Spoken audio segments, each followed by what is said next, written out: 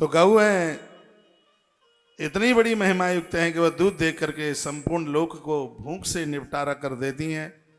इस बात को जानकर भी जो गऊओं के प्रति सौहार्द्रता नहीं रखते, उनसे स्नेह नहीं रखते, वह पापात्मा मनुष्य यमराज कहते हैं कि वो मेरे ही यहाँ थे।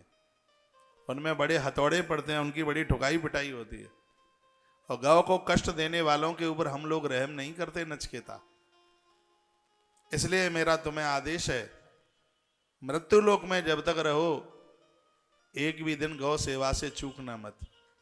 जरूरतमंद लोगों के लिए एक गैया रोज दान में देना। नचकेता जब तक रहे एक गाय का गोदान करते थे, ऐसा यमराज ने आदेश दिया था उनको। वह अपने पिताजी के बात बोल रहे हैं कि यमराज ने मुझे ऐसी बात बोली। एस्तद्दत्तम गो सहस्रम शतम बाद सार्धम बाद सभा साधुमस्सम अप्पेका वै साधवे ब्राह्मणाय सासाम श्रवण पुण्य तीर्था नदी वै। जो मनुष्य किसी श्रेष्ठ ब्राह्मण को 1000 या 100 गैया या 10 गैया या 5 गाय उनको अच्छे बछड़ों सहित दान करता है अथवा एक ही गाय दान में देता है, उसके लिए वह गऊ परलोक में पवित्र तीर्थों वाली नदी बन करके प्रकट हो जाती है। यह श्लोक एक बार फिर सुनाऊंगा। तालियां तो आपकी बहुत मरी मराई बजती हैं। कितनी गैया का दान करें? प्रश्न उठता, लिखा एस्तद्दत्तम गो सहस्रम शतम वा दशार्धम वा दशवा साधुवत्सत अप्पेका वै साधवे ब्रह्मणाय सास्मायुष्मन पुण्य तीर्था नदी वै। इस श्लोक का अर्थ है, यदि किसी ने 1000 गाय दान में दी या शतम 100 गैया या दशार्धम 10 गाय वा 10 आध्या 10 का आधा 5 होता है या 5 गैया या अप्पे एका या 1 गैया दी है, जैसी अपनी सामर्थ्य है उस प्रकार से उसने गाय का दान किया। यह जीव मृत्यु के तत्पश्चात जब ऊपर पहुंचता है तो वह गौ माता उसके लिए नदी बन करके उस लोक में प्रकट हो जाती है। वर्णन किया है, यह आनंद देने वाली ये गैया है। यमराज कहते हैं कि जो गौ सेवक है उसे मेरा दरवाजा नहीं देखना पड़ता। यमराज कहते हैं, नचकेता वह सीधे विष्णु भवनम गच्छति, वह भगवान नारायण के भवन की तरफ जाता है। मैं आप सभी भक्तों को बहुत आग्रह पूर्वक निवेदन करूंगा, जहां भी मन हो तहां, जहां मन लगे वहां गौ माता से जरूर जुड़ना। कलयुग में गाय मुक्ति का प्रबंधन है। यमराज ने स्वयं अपने मुख से ऋषिपुत्र नचकेता के सामने इस महिमा का वर्णन किया है। पितामह भीष्म धर्मराज युधिष्ठिर के सामने इस कथा का वर्णन कर रहे हैं और भगवान की कृपा से यही बात मैं भी आपके बीच में बोल रहा हूं।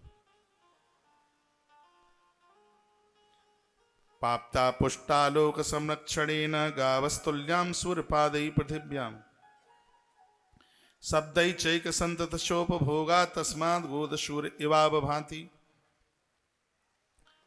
वर्णन किया है कि गौ माता साक्षात सूर्य किरणों के समान है। सूर्य की किरणों के द्वारा अंधकार समाप्त होता है, गौ माता की कृपा के द्वारा पाप समाप्त होते हैं। पाप रूपी अंधकार छट जाता है।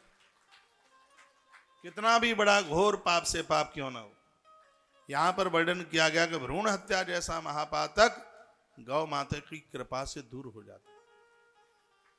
गैया मैया की कृपा से वह भी दूर हो जाता है।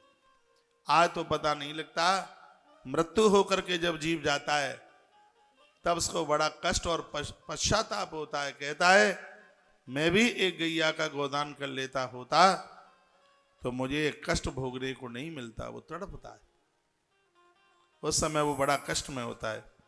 लिखा है, गुरुम शिष्यो वर्येद गो प्रदाने सबई गंता नियतम स्वर्गमेव विधिज्ञानाम सुमानम धर्म ऐसा विधिम यदादम विदय संविशंति।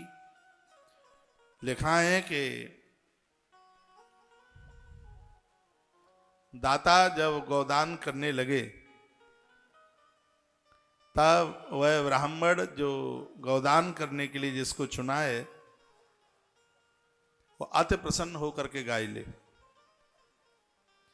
लिखा है कि यदि ब्राह्मण ने वह गोदान प्रसन्नता के साथ में स्वीकार कर लिया। देखो यहां क्या लिखा है, यदि उस ब्राह्मण ने, उस गुरु ने, गुरुम शिष्यो वरीद गो प्रदाने सवई गंता नीतम स्वर्गमेव, दाता की गैया का सामने वाले ने यदि प्रसन्नता पूर्वक उस गौदान को स्वीकार कर लिया है तो स्वर्ग लोक में 1000% वह व्यक्ति जाता है, उसको कोई रोक नहीं सकता।